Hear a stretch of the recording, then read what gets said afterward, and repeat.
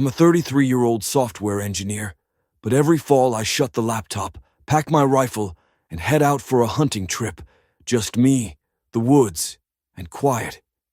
I've been doing it since college.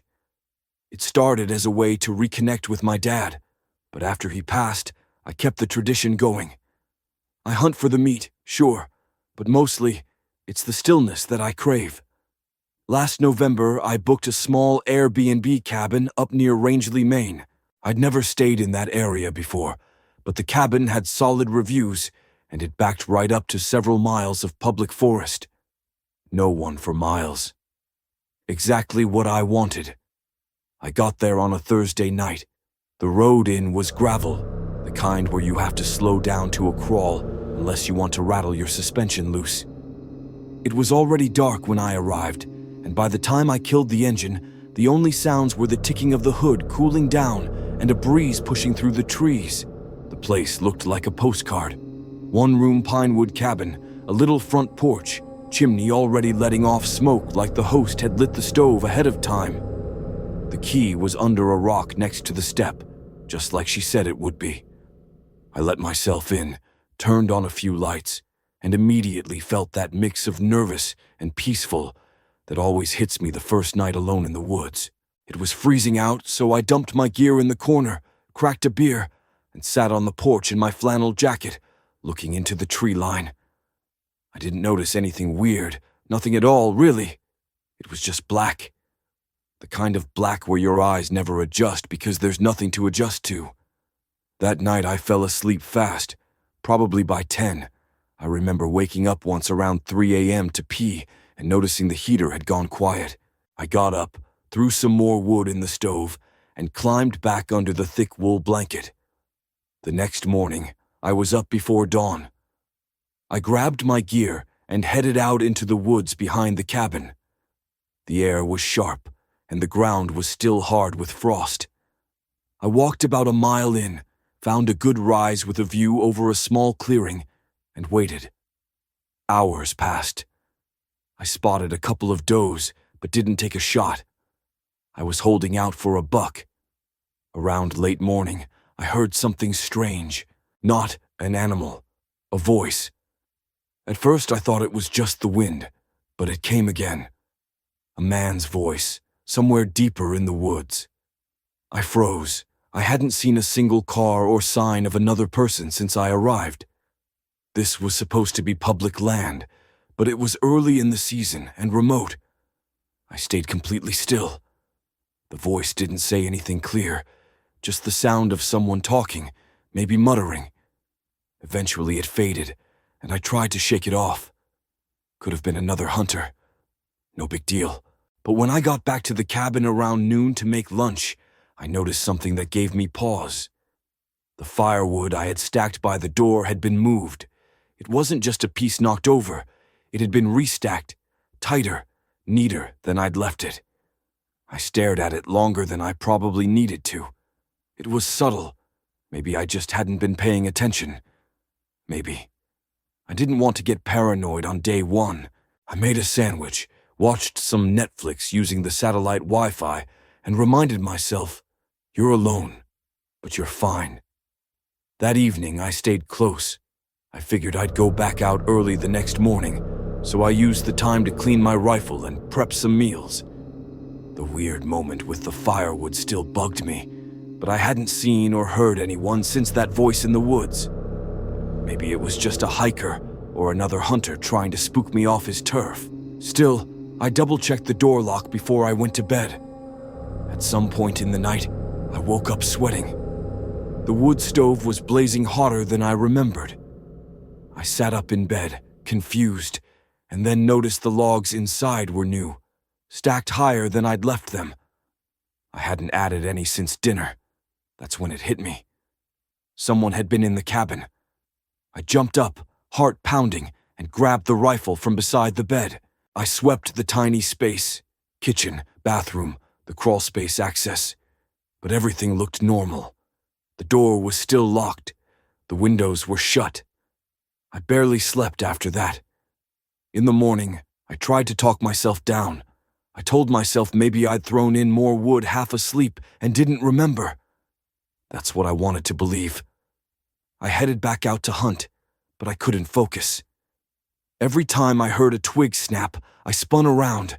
I kept thinking about that voice, about someone out here watching me. Around noon, I started heading back early. I was walking along a narrow ridge trail when I heard it again. A voice, but closer this time. Ain't supposed to be out here. It stopped me cold. I crouched and scanned the woods. Nothing, just endless trees and silence. I stood there for what felt like a full minute, just listening. Then, movement. Not a deer, not a squirrel, something tall. A man, partially hidden between two spruce trees about 30 yards off trail. He didn't move. I didn't yell. I didn't ask what he wanted. I just turned and walked fast, then ran. I made it back to the cabin, heart racing, throat dry. I stayed inside the rest of the day with the gun by my side. I didn't care if I never bagged a thing. I was done with the woods. That night, I pulled a chair into the bedroom and wedged it under the doorknob. I couldn't shake the thought that he'd been in here before, maybe even while I was sleeping. The sound of that voice echoed in my head. I ain't supposed to be out here. Around 2 a.m., I woke up needing to piss. I didn't want to leave the room, but eventually I cracked the door open and stepped into the main cabin. It was dead quiet. I did my thing, turned back toward the bedroom, and stopped. The closet door, right by the front door, was wide open. I hadn't touched it once since arriving. I raised the rifle. My voice came out shaky. If someone's in there, I swear to God. No answer. I crept forward. Inside the closet was empty, except for a thin gray wool blanket bundled in the corner. I nudged it with the barrel. Beneath it, a candy bar wrapper. Not mine. I kicked the blanket away completely and saw it. Boot prints on the floor. Dried mud. Fresh. The same kind of mud that clung to the trail leading in. I locked the front door, turned off the lights, and sat in the dark, watching the woods through the window for the rest of the night. The next morning, I packed up and left early. I told the Airbnb host what happened. He brushed it off, said maybe a squatter had found the place empty in the off-season. Told me I should have locked the doors better. I reported it to the local police, but there wasn't much they could do. No security cameras, no signs of forced entry, no ID for whoever had been watching me. But I still think about him, that man in the tree line. How long was he there before I noticed? How many nights had he stood in the dark outside my window, just waiting for me to fall asleep? I still hunt, but never alone, and never up in Maine. I was 26 at the time, and still new to hunting. My uncle had gotten me into it the year before, and I quickly fell in love with the whole routine, getting up before dawn, hiking out into the cold, waiting in silence for something to move. It was meditative in a way, almost peaceful. That season, I decided to try hunting solo. I'd taken time off work and booked a small public-use campsite in a stretch of state forest, about an hour from where I lived in Wisconsin. The land was open for deer hunting, and while it wasn't totally off-grid, it wasn't popular either, especially on weekdays. I wanted the quiet. I parked my truck at the trailhead around 5:30 in the morning, loaded up my rifle and pack, and made the 2-mile hike into my site. It was cold, but clear. Early November, right after the first hard frost. I had the whole place to myself, or so I thought. The first few hours went like usual. I found a decent ridge overlooking a game trail and set up with my back to a fallen log. I sat still, listening. Nothing came by. No deer, barely any birds. But around 9 a.m., I started to get this weird feeling, like I wasn't alone. I told myself it was nothing. Probably just my nerves. Still, I kept turning around to check behind me. The woods were quiet, too quiet. I chalked it up to animals sensing my presence, but the longer I sat there, the more I noticed little things. Like the wind, it had stopped completely. No rustling, no distant snapping branches. Just dead silence. Then I heard something. Faint, behind me, like a footstep. I turned fast. Nothing. Maybe a deer or a raccoon. But then I saw it. A footprint in the frosted leaves, maybe 20 feet behind my log. Fresh. No snow in it. Someone had walked up behind me. I didn't hear them. I didn't see them. They were just gone. That's when I stood up and scanned the trees, heart thudding hard in my chest. I called out, just a hello, but the sound of my own voice felt wrong out there, like it didn't belong. No one answered. I held my rifle a little tighter. I didn't pack up right away, but I didn't stay much longer either. I couldn't shake the feeling that I was being watched. Every time I took a step, I thought I heard another one, off to the side, behind the trees, always just a second after mine. By the time I got back to camp, I was fully on edge. My sight hadn't been disturbed, and there were no vehicles at the trailhead besides mine. But that print had been fresh. I stayed that night, but I didn't sleep much. And what happened the next morning made sure I never went back. I woke up at first light, maybe 6:15. I'd planned to head back to the ridge trail, but I couldn't bring myself to do it. I kept thinking about that print, about the silence, about how I never saw anyone. Just that one perfect step in the frost. So instead, I decided to scout a different area. I took a side trail east of my camp, one that led to a lower valley with a frozen creek running through it. Still open for hunting, still deep woods, but it felt safer.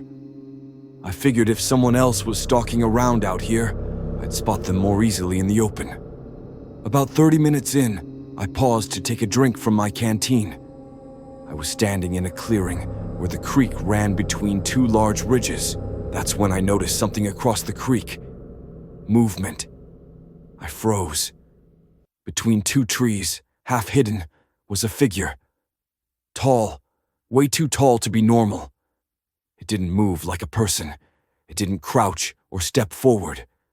It just shifted slightly, like it was leaning around the trunk. I stared at it, holding my breath, trying to make sense of what I was seeing. Black clothing. Maybe. Or maybe it was just shadow.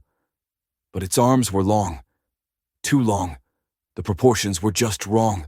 It stood motionless, but I could tell it was looking at me. I raised my rifle, not to shoot, just to scope it. But when I brought it to my shoulder, it was gone. I scanned for 10 minutes straight. Nothing. No prints across the frozen creek, no sound, nothing but that same heavy silence. I backed out. I didn't run, but I walked fast, constantly checking behind me.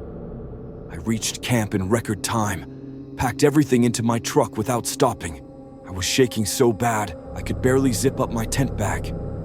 By 9 a.m., I was peeling out of that trailhead lot and swearing I'd never come back. To this day, I don't know what I saw.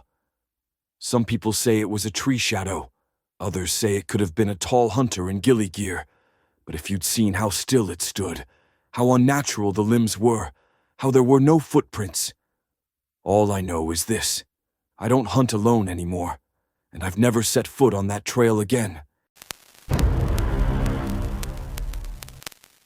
I was 15 when this happened, old enough to be left alone in a blind, but young enough to still feel nervous in the dark.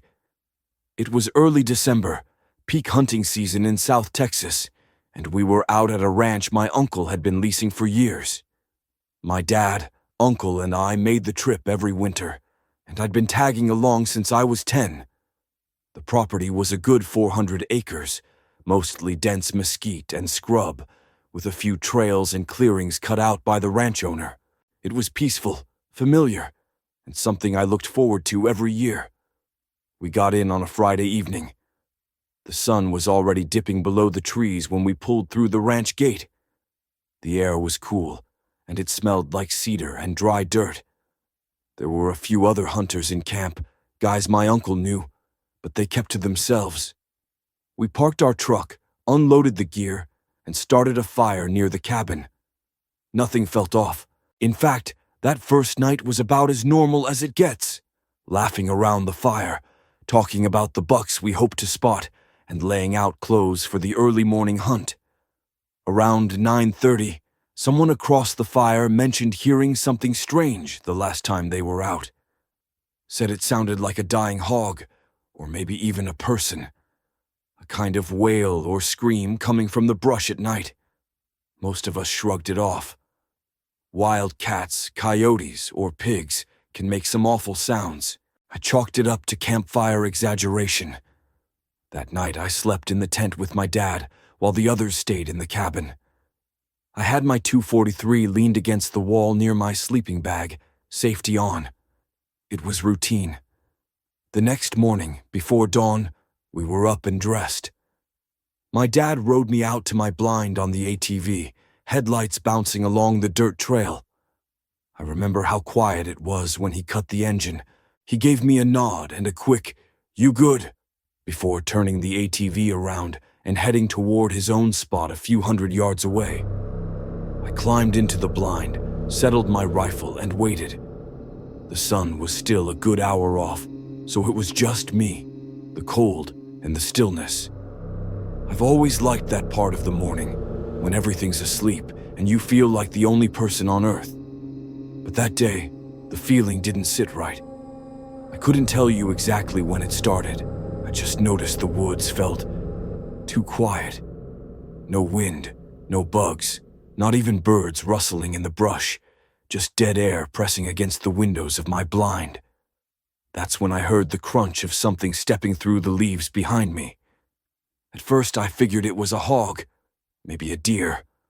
Whatever it was walking steady, one foot in front of the other. Not darting like a rabbit, not bounding like a coyote. Heavy steps, deliberate. I froze. I didn't move, didn't breathe.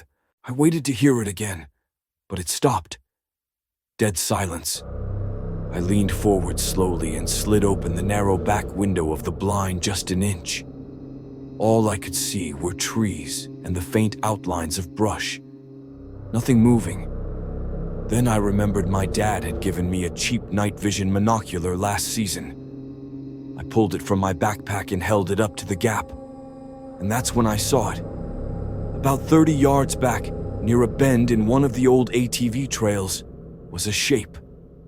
Tall, standing completely still between two trees. At first I thought it was a person, a hunter. But it wasn't wearing orange. No camo, just black. I adjusted the focus. It had arms, long ones, legs too. But the proportions were wrong. It looked stretched somehow, like someone had taken a man and pulled his limbs just a bit too far. I was staring, frozen, when it turned to face me.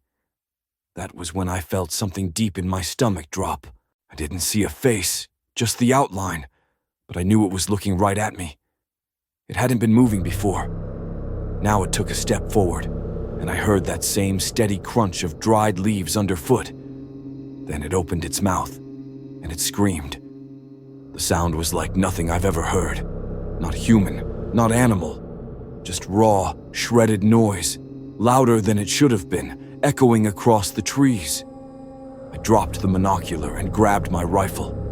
My hands were shaking so bad I almost fumbled it. I fired once, then again. Then I emptied the whole mag into the trees where it stood. Then I dropped the .243 and grabbed the backup, .22. I kept next to me and fired until that clip was gone too. Silence. I slowly picked the monocular back up, heart pounding, breath ragged. It was gone. I texted my dad. "Something's out here." He called right away. He'd heard the scream too. So had my uncle. They were already on the way. When they arrived, we searched the area. We found the trail. We found where something had stood. Leaves disturbed, a mark in the dirt. But no blood, no tracks, no body. just silence again. I've gone back to that ranch a few times since. Always with someone, always with more firepower than I probably need.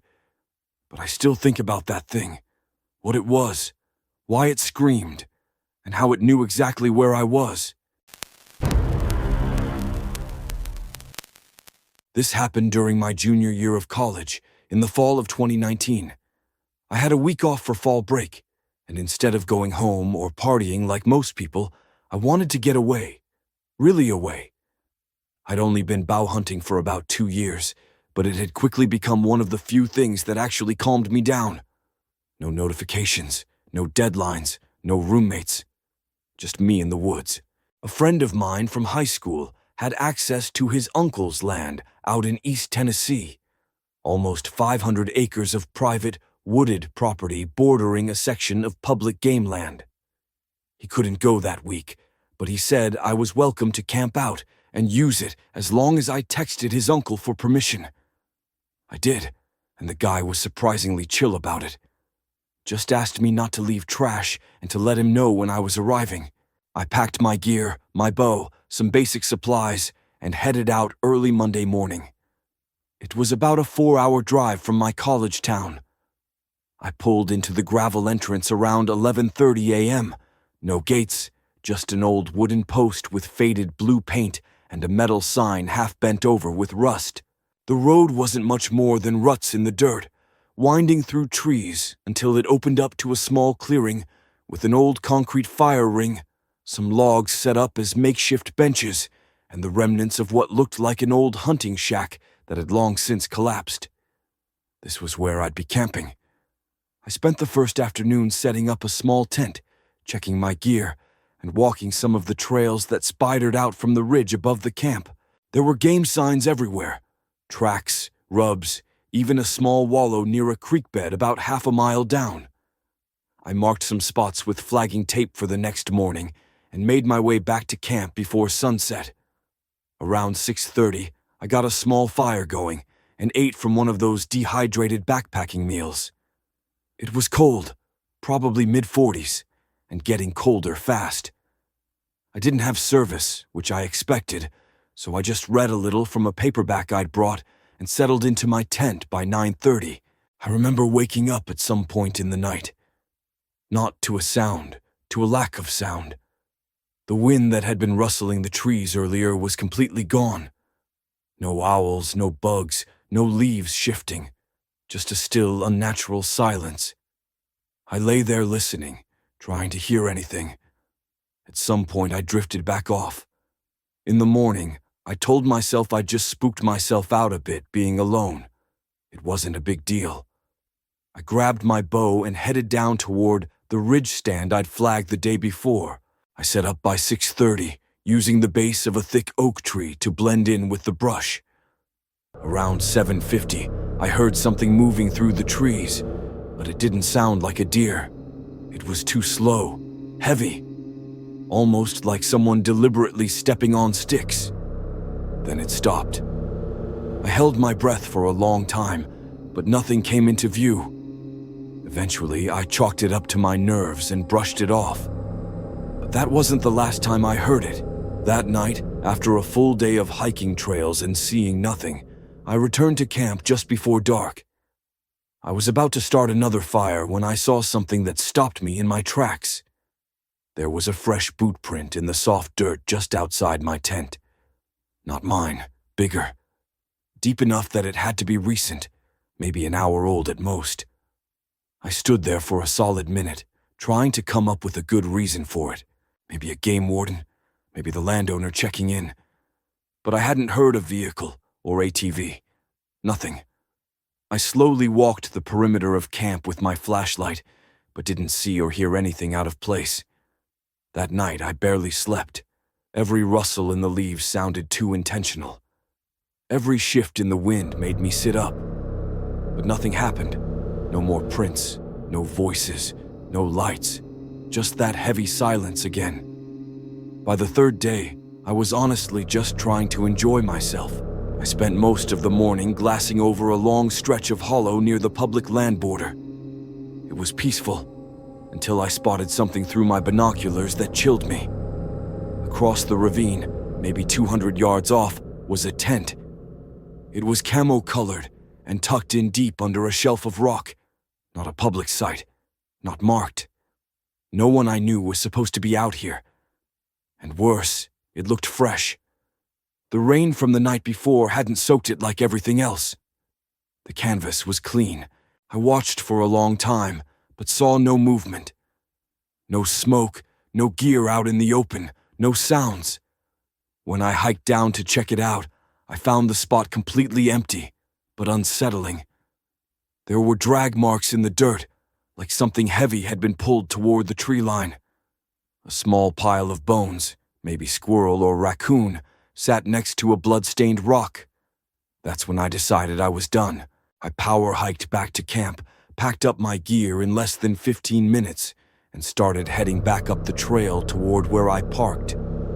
The ridge trail looped around and connected to the main ACCS road after about a quarter mile. As I crested the hill near the edge of the clearing, I froze. There was someone standing next to my car, a man, tall, wearing a jacket and cap.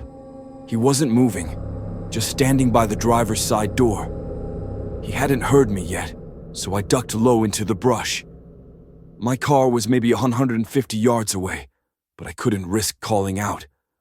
When I looked back up, he was gone. Just gone. No sound of running, no rustle, nothing. I waited 5 minutes before creeping down, arrow in hand, heart pounding. The car was untouched, doors locked, no footprints in the gravel, just faint boot marks leading into the woods.